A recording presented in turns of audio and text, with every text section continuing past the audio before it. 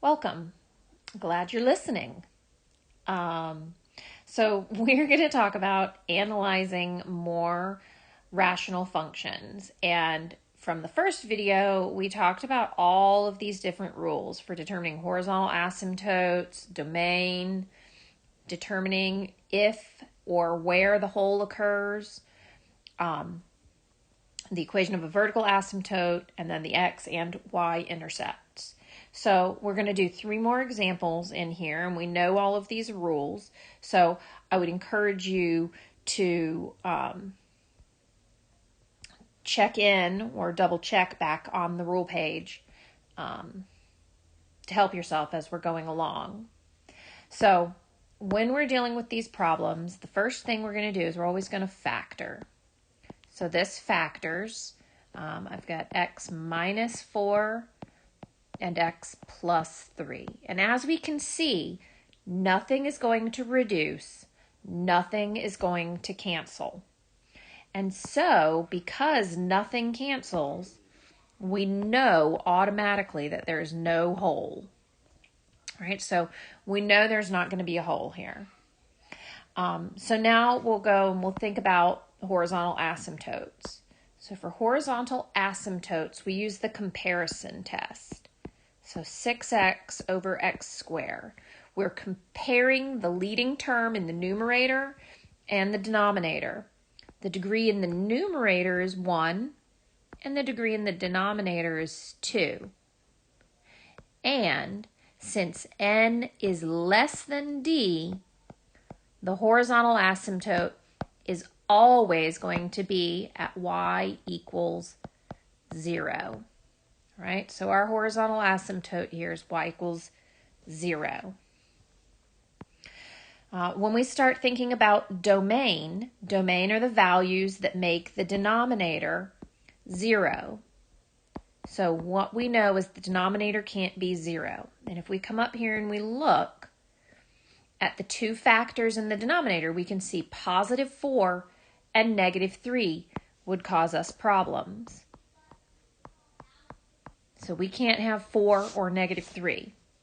And then the way we write our answer for domain is we always write it in interval notation, least to greatest, left to right. So we're going to say negative infinity to negative 3, union negative 3 to 4, union 4 to positive infinity.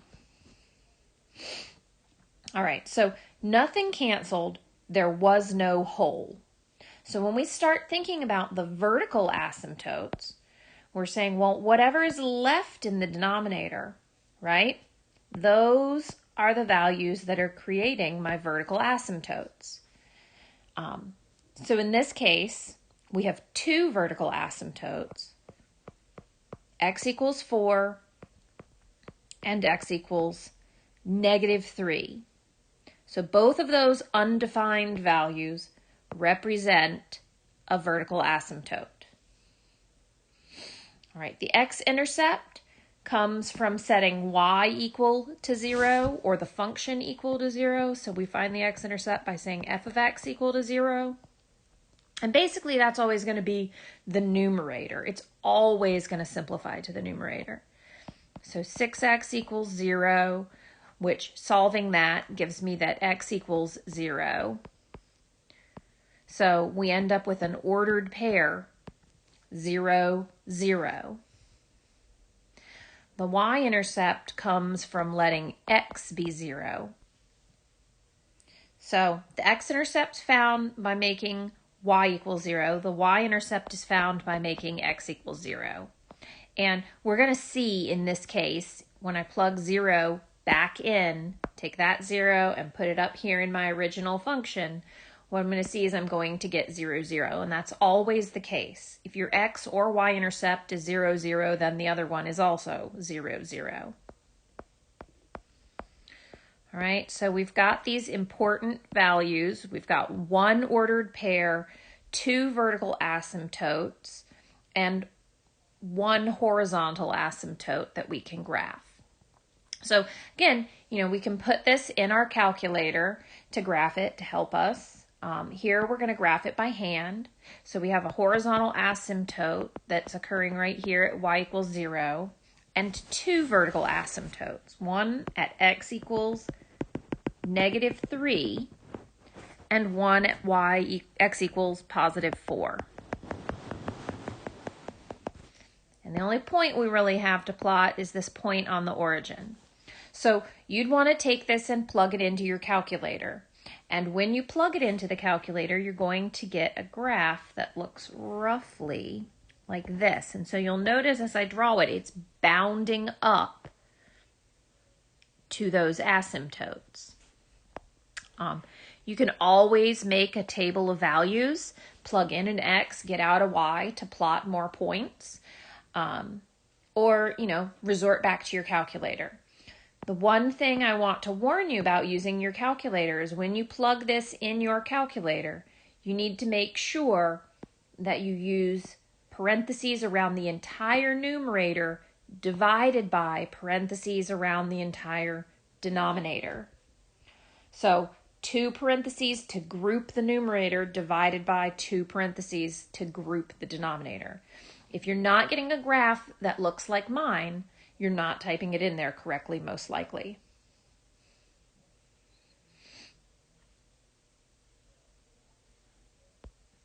All right, so let's continue. I'm going to go through this one a little bit faster because as we get more practice, we should be more comfortable with solving these problems. So again, we're going to look at this. We're going to factor the numerator, factor the denominator. When I factor the numerator, I've got 2x plus 1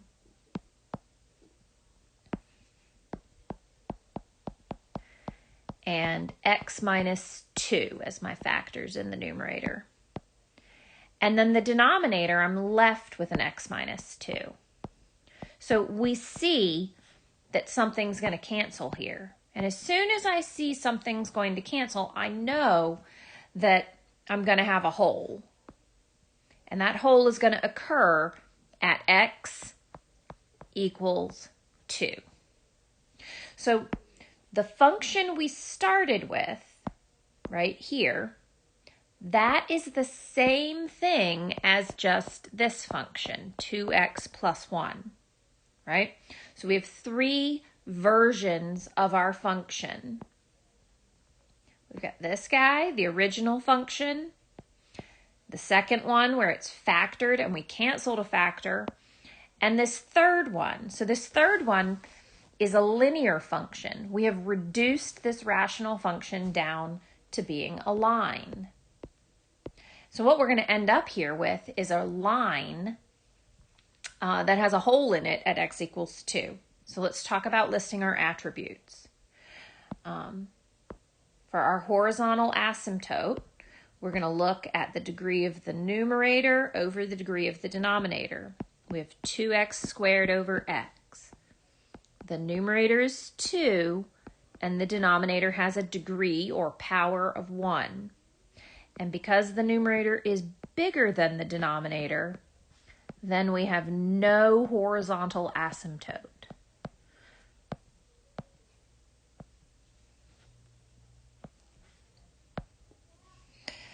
All right, so the domain.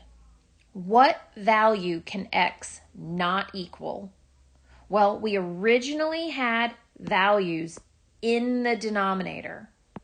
Originally, we were dealing with this. And when I say this, I'm referring to this x minus 2 that was in the denominator. So we reduced it out and it's no longer there, but that doesn't mean it's not part of the problem. And when we're dealing with a denominator, functions, anything with a denominator, we know that the denominator is not allowed to equal 0. It's pretty easy for us to tell that x cannot equal positive 2. So if we were to write our domain, we would say negative infinity to 2 union 2 to positive infinity. So considering what we're dealing with a line because we know this guy right here, if we're to graph it, looks like a line, but it's a line that can't exist at x equals positive 2. X cannot equal positive 2. And that's because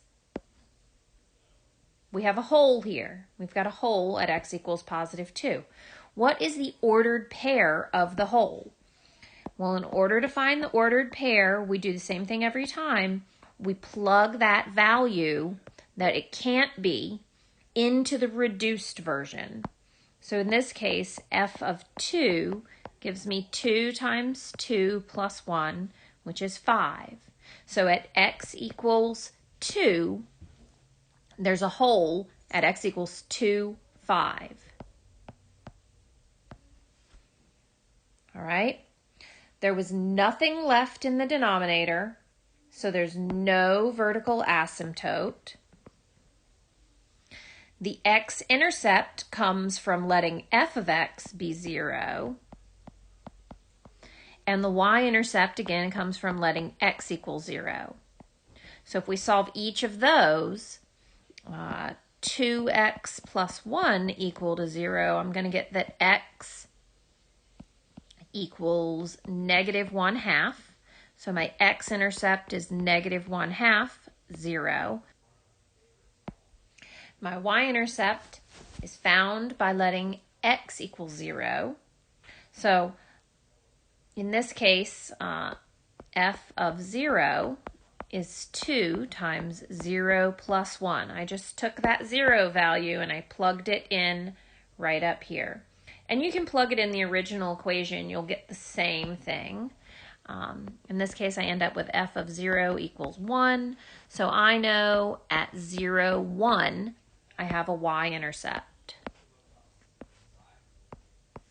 So I have these attributes. I have 2 ordered pairs and a hole, and that's really all I have for graphing. But remember, we recognized that as we reduced this began to look linear. So I'm going to plot my y-intercept at positive 1 on the y-axis, my x-intercept at negative 1/2 on the x-axis. And then I'm going to mark my hole because my hole occurs at 2, 5. So over 2, up 5 right here. And you can see that this looks very linear. It's not perfect, but we have a line.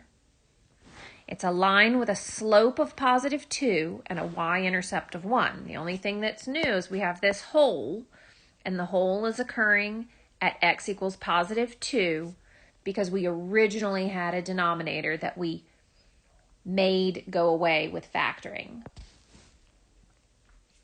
All right, so we have one more example before we change topics. Again, we have a rational function. We can factor it. Factoring it is going to give me in the denominator x plus 3, x minus 2. My horizontal asymptote, where is it going to occur? Since the degree of my numerator and my denominator are the same, when I say degree, we're talking about the power. Since they're both the same, n equals d, then we have y equals a over b. And when we think about what a and b are, going back to the rules that we established at the beginning, a and b are those leading coefficients. So in this case, we get y equals negative 2. All right, my domain, thinking about domain, we're saying, well, what values cannot go in the denominator? In this situation, x cannot equal negative 3 or positive 2. So we say negative infinity to negative 3, union negative 3 to 2, union 2 to infinity.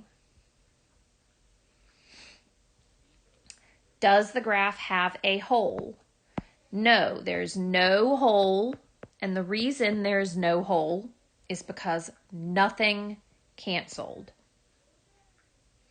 So that means the two values in the denominator, those two undefined values that we are leaving out from the domain, those are both vertical asymptotes. I have one vertical asymptote at x equals -3 and one vertical asymptote at x equals 2. So we have two of these, and they are each individually written as a vertical line. The x-intercept occurs setting y equal to 0. And in this situation, when we set the function equal to 0, we're always going to end up solving just that numerator equal to 0. So the numerator equal to 0 is going to simplify to x equals 0. We get that ordered pair of 0, 0, which is going to be our y-intercept as well, because it always works like that. But again, if you didn't remember that and you needed to find your y-intercept, all you have to do is let x be 0. So graphing this, I have two vertical asymptotes and one horizontal asymptote. My two vertical asymptotes occur at -3 and +2. And the horizontal asymptote is at -2. I only have one point to plot. There's no hole here. So the only ordered pair I can plot is at 0, 0. And this is where you're really going to want to make sure you can rely on your graphing calculator. And so just to emphasize, when you're plugging these into your calculator to graph, if you had something that looked like f of x equals -2x squared over x squared plus x minus 6, when you go to your y1 and you're ready to plug that in, you're going to use parentheses, -2x squared, close parentheses, divided by, open those parentheses, x squared plus x minus 6. And that's really the biggest issue I see when students are graphing, is they don't get those parentheses right. So you need to make sure the entire numerator is grouped. And if the numerator or denominator has parentheses in it, you want to group around those as well to make sure you're graphing it